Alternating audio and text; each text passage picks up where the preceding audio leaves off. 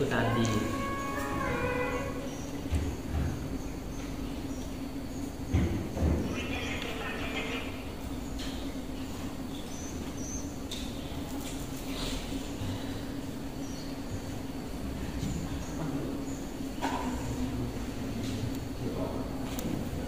Kusandi bang, saking pada wiwitannya gumelar ya. Nggih. Berdiri. Wingitan. Wiwitannya gumelar.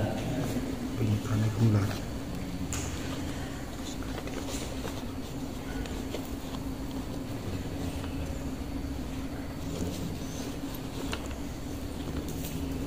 Oke. Allahumma shalli ala sayyidina Muhammad wa ala alihi wasallam. Allahumma salli wa sallim wa barik ala sayyidina Muhammadin. Allahumma salli wa sallim wa barik ala sayyidina Muhammadin nuril dhati wa syirri sari fi sairil asma'i wa syifati wa ala alihi wa sahbihi wa sallim. Allahumma salli wa sallim wa barik ala sayyidina Muhammadin nuril dhati wa syirri sari fi sairil asma'i wa syifati wa ala alihi wa sahbihi wa sallim. Allahumma salli wa sallim wa barik ala sayyidina Muhammadin nuril dhati wa syirri sari fi sairil asma'i wa syifati wa ala alihi wa sahbihi wa sallim. Allahumma salli Sayyidina Muhammadin bil qulubi wa dawaiha wa afiyatil abdani wa shifaiha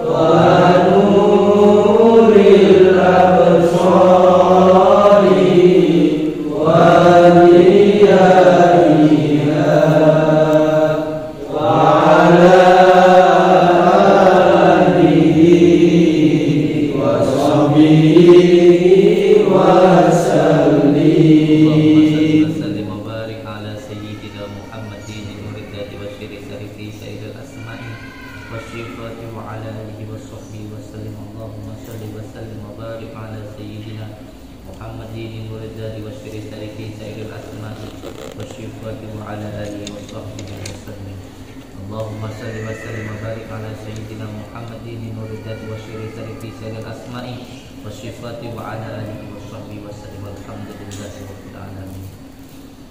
Ini tolong beliau ambilkan lagi itu di atasnya, kemudian bawah ini dua sama daun gulai itu dia gulai, ambilkan itu daun koyo, terus tanah kecil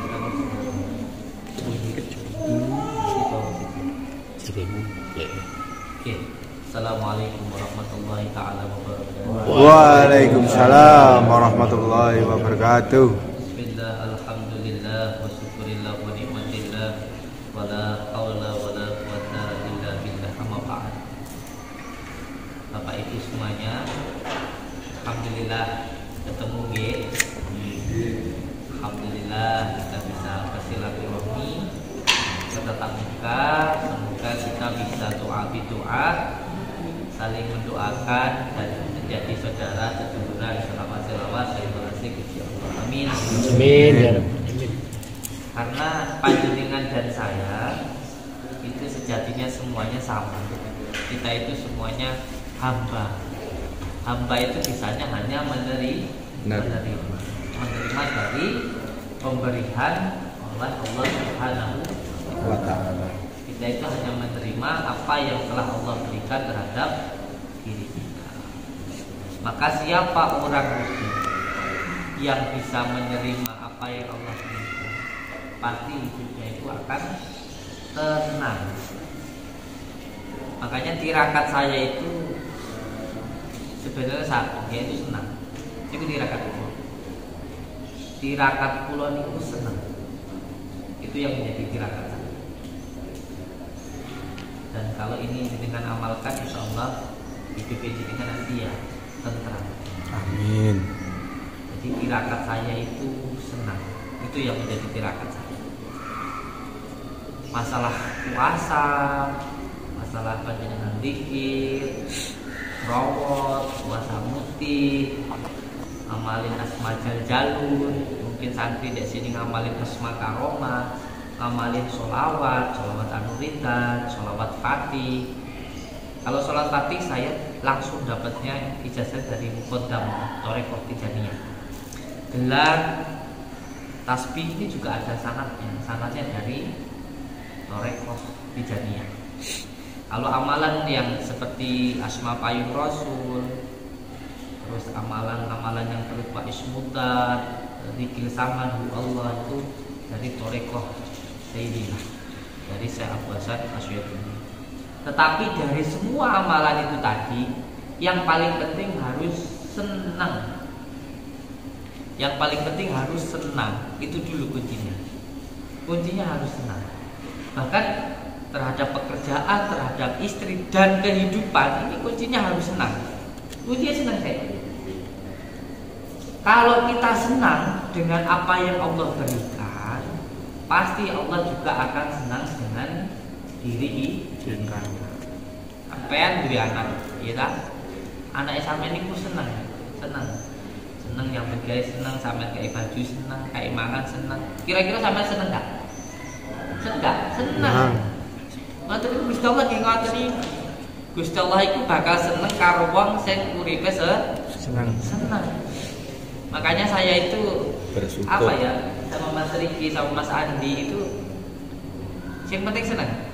Kadang-kadang saya pengen naik ke atas, lihat santri-santri lagi ngaji, lagi ngopi, itu saya pengen sebenarnya kawan anak saya itu. Tapi tak balikin lagi, ojo lah kayak gitu. Nanti takutnya apa? Takutnya nanti kalau saya ke atas senengnya hilang. Iya, khawatir keganggu. Jadi saya itu ya seneng tapi tak penting. Kunci utamanya itu harus senang. Karena siapa yang senang dengan apa yang Allah berikan, maka Allah pun akan senang terhadap hamba. Kunci senang itu ada 4. Kunci senang niku nek apa? Sing pertama seneng karo apa sing diparingi Gusti Allah. Senang dengan apa yang diberikan Allah. Senang terhadap istrinya, senang terhadap anaknya, senang terhadap pekerjaannya, senang dengan kehidupannya. Kalau orang bisa senang dengan hidupnya, maka dia nanti juga akan disenangi oleh Allah. Salah satu hal yang membuat rezeki lancar itu sampai senang. Kok sampean karo bojo sama anak bisa seneng, nggak duwe rasa pegel, nggak duwe rasa jengkel, tak jamin hidupnya jamin rezeki ini lancar-lancar. Yang membuat rezeki gak lancar itu apa? Contoh, sampean duwe bojo, kok karo bojone ndek rasa mangkel, rezeki yang dititipkan Allah kepada istri yang harusnya bisa lewat kita itu gak akan bisa. Karena apa? Karena ada ketidaksenangan. Delok bojone jengkel, mangkel, sebel, gak ridho. Sama anak gak seneng, sama anak jengkel. Itu nanti yang pada akhirnya membuat rezeki yang dititipkan Allah kepada anak, kepada istri tidak bisa lewat di kita. Wah, sampai lagi pengen rezeki ini lancar, kunci utamanya kudu seneng karo bojo, karo kudu seneng karo anaknya, kudu seneng karo maratuwane, kudu seneng karo ibu itu rezeki merah. Rezeki lancar. Makanya ada banyak orang tua dulu sering bilang, banyak anak itu banyak rezeki. Ini bukan musyrik, ini bener. Sing penting ojo sampai ibu-ibu ini mau duwe rasa mangkel karo anaknya. Jangan sampai ada perasaan sebel sama anaknya. Apalagi sampai ucap kata-kata yang nggak bagus, apalagi sampai kumpul, jangan sampai seperti itu. Anak 1 sampai 5 tahun itu seperti wali. Anak 1 sampai umur 5 tahun ke 7 tahun itu seperti wali. Dan sampai kapanpun yang namanya anak sama istri itu rezekinya itu akan selalu ada, asalkan diri kita itu tidak ada mangkelnya sama anak sama istri.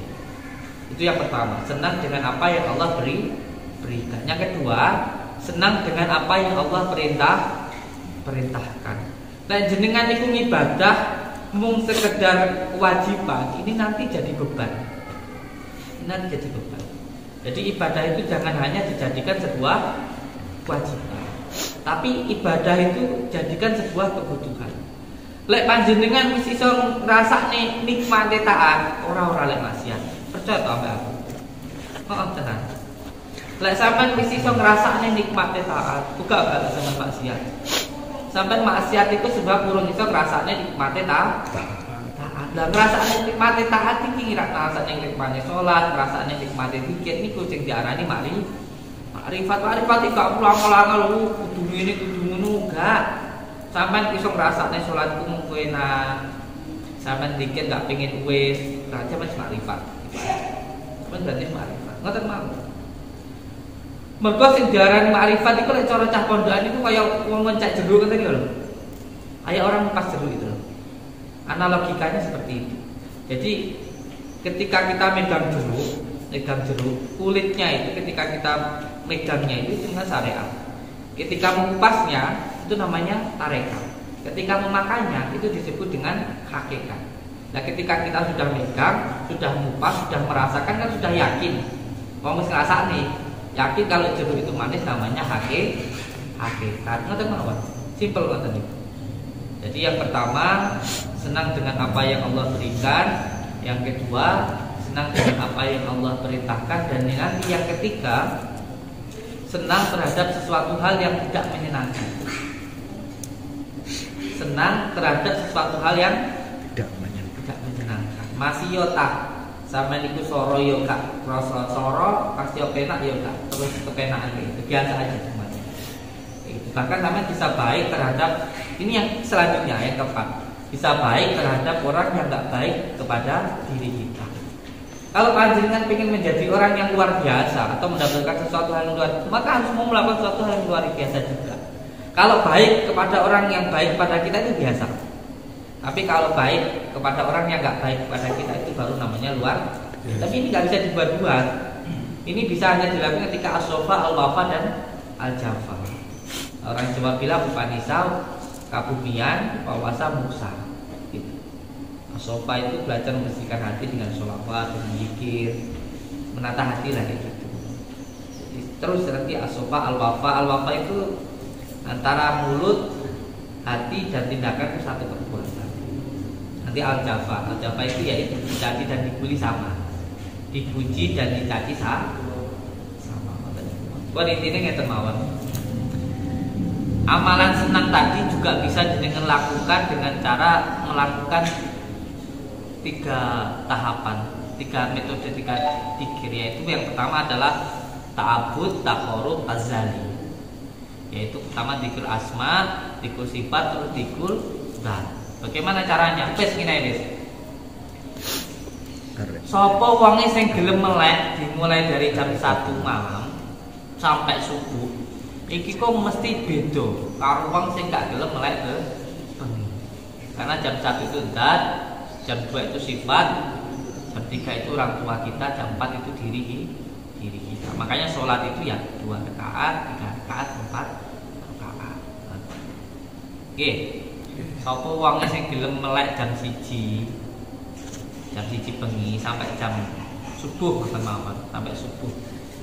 Itu nanti pasti beda dengan orang yang tidak pernah bangun malam. Dilatih. Insyaallah kalau ini sudah hampir 5 tahun. Malam itu nggak tidur, tapi lawan dulu. Lawan dulu. Ini tirakat. Minimal jam 3 sampai jam 4 itu jangan digunakan untuk tidur. Sampai praktek. Jadi nanti akan ada sesuatu hal yang berbeda. Ngoten nggih. Allahumma sholli ala sayyidina Muhammad. Allahumma sholli ala sayyidina Muhammad. Allahumma sholli ala sayyidina Muhammad.